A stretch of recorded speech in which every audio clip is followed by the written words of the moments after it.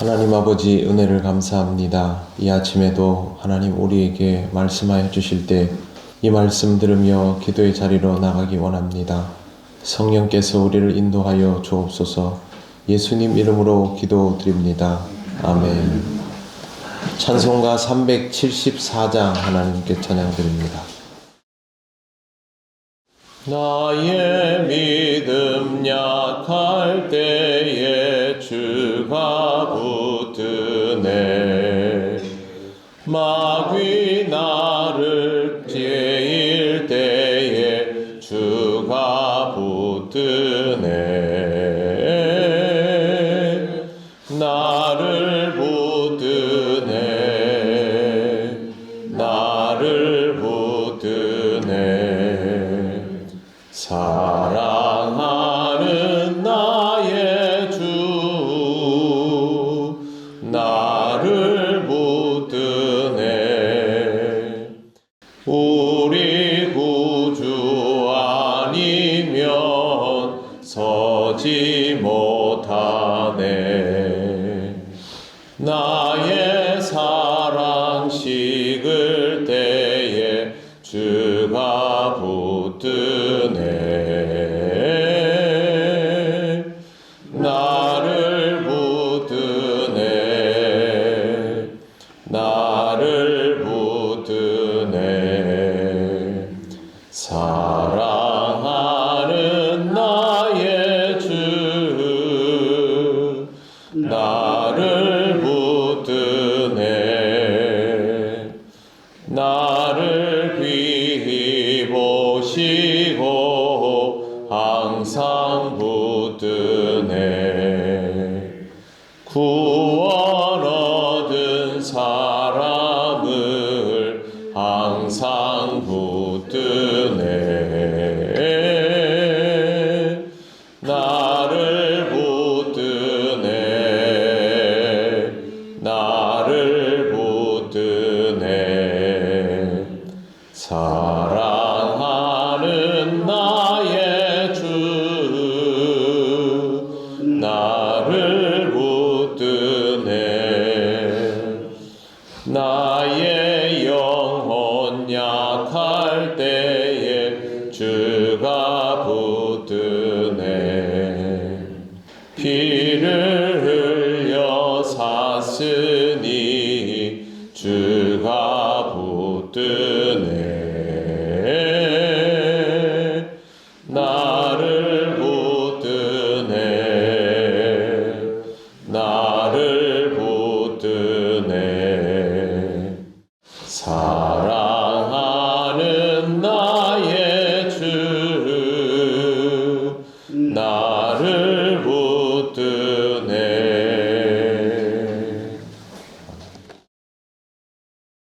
하나님 말씀 누가복음 12장 13절에서 15절입니다.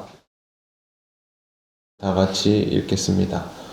무리 중에 한 사람이 이르되 선생님 내 형을 명하여 유산을 나와 나누게 하소서 하니 이르시되 이 사람아 누가 나를 너희의 재판장이나 물건 나누는 자로 세웠느냐 하시고 그들에게 이르시되 삼가 모든 탐심을 물리치라. 사람의 생명이 그 소유에 넉넉한 데 있지 아니하니라 하시고. 아멘. 예수께서 외식함에 대하여 말씀하시고 이런 외식함이 아니라 성령님과 함께하는 삶을 살아가야 한다. 그래야 정말 하나님의 뜻을 말해야 할 때 그것을 제대로 말할 수 있다라는 가르침을 주셨습니다. 그런데 바로 이런 가르침을 주시고 있을 때 한 사람이 찾아와서 이런 말을 합니다. 선생님 내 형을 명하여 유산을 나와 나누게 하소서. 여기에서 나와 나누게 하소서라는 말은 제발 한 번만이라도 이런 시도를 해 주소서 이런 뜻입니다. 굉장히 느닷없이 찾아와서 부탁을 하는 것으로 보입니다. 형이 부모로부터 상속된 유산을 공정하게 나누어 주지 않는다라고 생각을 한 것 같습니다. 보통 예수님은 어려운 형편에 처한 사람은 도와주는 분입니다. 그런데 오늘 이 사람에 대한 예수님의 대답은 많이 다릅니다. 14절 보시면 이르시되 이 사람아 누가 나를 너희의 재판장이나 물건 나누는 자로 세웠느냐 하시고 전혀 호의적이지 않습니다. 그러면서 모든 사람들을 향하여 하셨던 말씀이 삼가 모든 탐심을 물리치라. 사람의 생명은 그 소유에 넉넉한 데 있지 아니하니라 였습니다. 왜 주님께서 느닷없이 탐심을 물리치라 이런 얘기를 여기서 하시는 것일까요? 지금은 시시비비를 가려주는 것이 필요한 게 아니라 탐심에 대한 이야기를 들어야 할 타이밍이기 때문입니다. 느닷없이 나타난 이 사람은 분명히 시시비비를 가려달라고 찾아온 사람입니다. 예수께서 지혜로운 분이라서 찾아왔을 수도 있고 사람들이 예수님을 사실상의 공인으로 취급하니까 랍비 같은 이다. 그러면 랍비에게 물어서 답을 들으면 이게 공정에 도움이 될 수 있겠구나 라는 생각을 했을 수도 있습니다. 그런데 예수께서 그의 말을 들어주시지 않고 탐심을 말씀하시는 것은 분명히 그에게 어떤 의도가 있음을 아셨다는 뜻입니다. 우리는 주님께 공평함을 바랍니다. 그런데 우리가 주님께 공평함을 바라는 이유는 우리 나름대로 우리 자신이 공정하다라고 생각하니까 그걸 요구하는 것이죠. 이 사람도 형이 공평하지 못합니다 라고 지금 말하고 있지 않습니까? 그런데 주님은 탐심을 말씀하시죠. 그 말은 형이 공평하지 않다면 너도 다를 바 없다 라고 말씀하시는 겁니다. 속을 다 들여다보시는 주님께서 지금 이 사람의 의도를 왜 모르시겠습니까? 그것을 지적하신 것입니다. 지금 이 사람이 찾아온 이유는 공정함 때문이 아니라 탐심 때문에 찾아온 것이고, 그리고 이런 탐심은 이 사람에게만 있는 것이 아니라 지금 예수님 앞에 모여들어 있는 사람들에게 사실상 다 있기 때문에 이러한 탐심이 우리로 하여금 스스로를 공정하게 만들고 정의롭게 만들고 옳게 만들기 때문에 이 탐심이 위험하다라고 가르쳐 주시는 것입니다. 예수님이 이렇게 말씀하시죠. 사람의 생명이 소유의 넉넉함에 있지 않다. 바로 이 소유의 넉넉함 때문에 주님을 찾아오는 것은 의도 자체가 잘못되었다라는 뜻입니다.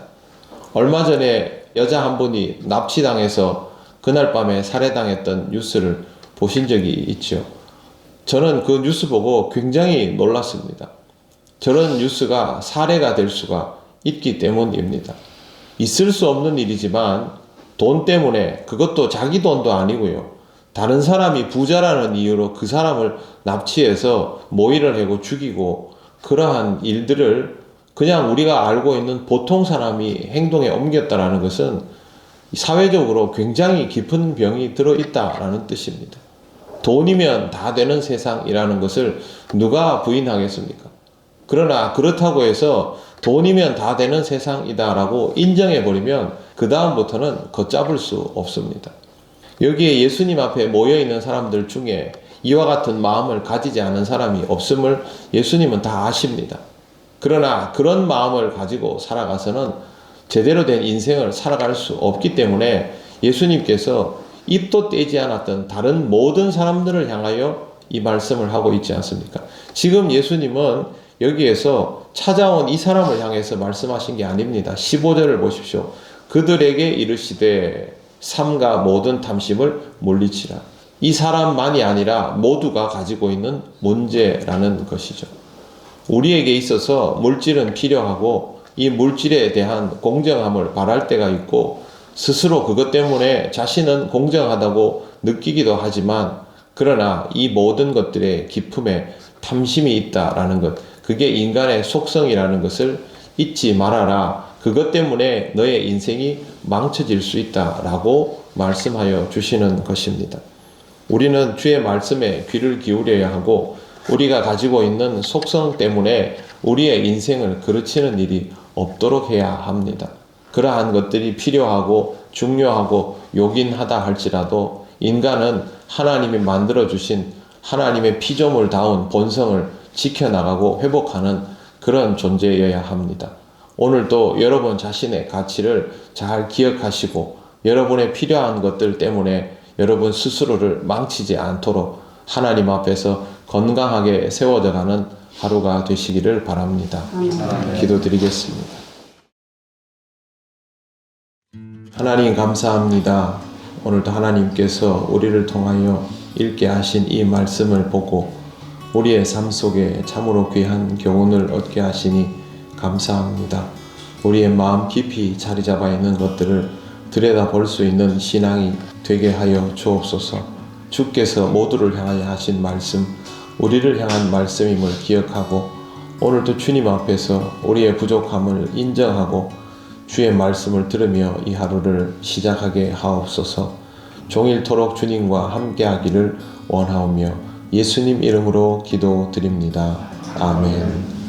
하늘에 계신 우리 아버지, 아버지의 이름을 거룩하게 하시며 아버지의 나라가 오게 하시며 아버지의 뜻이 하늘에서와 같이 땅에서도 이루어지게 하소서. 오늘 우리에게 일용할 양식을 주시고 우리가 우리에게 잘못한 사람을 용서하여 준 것 같이 우리 죄를 용서하여 주시고 우리를 시험에 빠지지 않게 하시고 악에서 구하소서.